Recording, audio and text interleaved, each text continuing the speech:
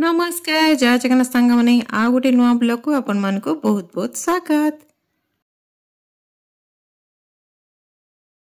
तो सकाल सकाल मु रूम रे बस जलखिया खाऊँ जलखिया सारा आरंभ हो गला रोषेबास रोषे आज होता डाली सीझा होता आलू भजा आ सब परिया मिक्स होती भजा होता पियाज साई भजा आईला साग भजा ये चली साग माने भजा सरीनी भजा चलची आईटा कदली लंका पोड़ा या रेसिपी आगुरी मो चैनल रे अच्छी आपण मैंने चाहे देखिपारे आईटा पनीर तरकारी फुटुची पनीर तरकारी जो रेडी होनी आईटी साग बस गोटे गोटे साग गोटे तरकारी बस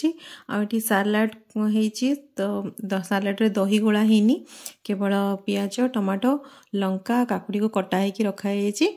दही पर खाइला पूर्व खियापिया होगा आगु दही गोला हम तो समस्त खाଇବା पिया बढ़ा बढ़ी सरलाणी आठी बोंगर भात डाली तरकारी पांपड़ भजा सालाड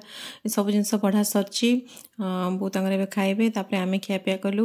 ए खियापिया सब सरलाणी कही आज रात्रि आपन को करके देखी मूला परटा तो से देखो मु दीटा मूला धोईक नहीं घरे कहीं मूला परटा पसंद करते तो से अल्प मूला परटा करी तो से मुझे अल्प धनिया पत्र आ लंका को भी चुन चुन कर काटिकी रखी देखो मूला को भल भाव ग्रेट कर नहीं एबे या को भल भाव सुखिला करी प्रथम चिपुड़ी नेबी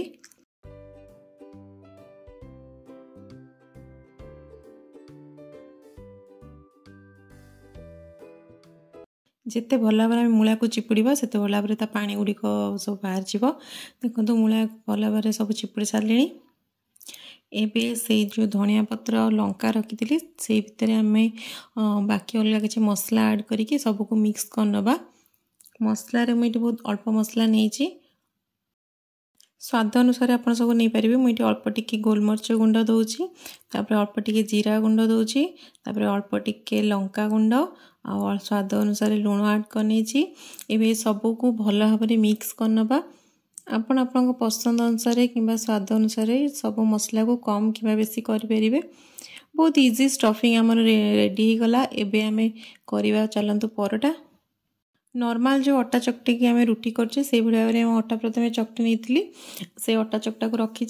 से बेली ने भी मूला पट्टा को से अल्प अटा देकी या भल भाव एमती राउंड शेप्र प्रथम करनबा ता भितर स्टफिंग गुड़ी को सब ऐड करनबा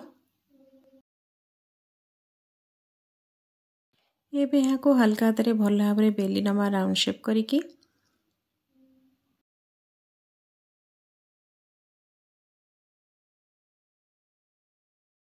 देखो पट्टा मोर रेडी हो गला यही भाव बाकी गुड़िक बेलिकी रेडी करनबा बाकी गुड़िक भी भल भाव स्टफिंग रेडी करके परोटा प्रथम बेल दूची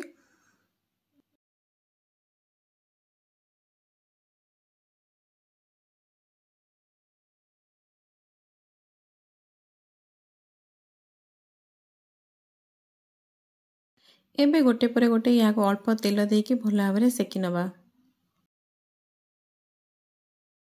आपण मन भितर क्या मूला पट्टा पसंद कमेंट कर निश्चय कहे और जब वीडियोटी भल लगी तो लाइक कमेंट शेयर करने को बिल्कुल भी भूलें तो देखो परोटा आमर भल भाव सेकिक रेडी है आप यहाँ आचार कि दही सहित खाईपारे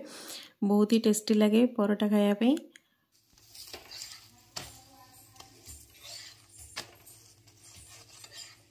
तो से भाव में आउ गोटे परोटा बनई रेडी करने तो बस गरमा गरम मूला परोटा रेडी हो गला आपण मैंने जब मो वीडियो भल लगे तो सब्सक्राइब करने को बिल्कुल भी भूलें thank you for watching bye bye.